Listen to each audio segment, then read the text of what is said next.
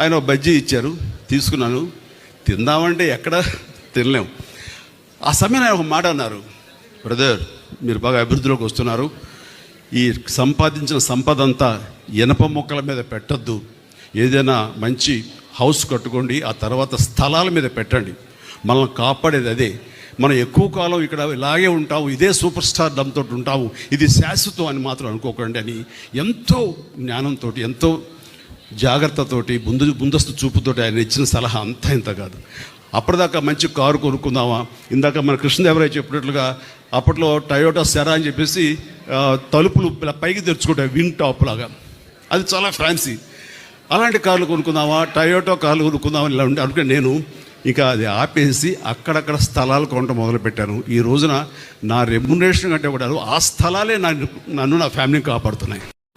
ఆయన ఒక బజ్జీ ఇచ్చారు, తీసుకున్నాను.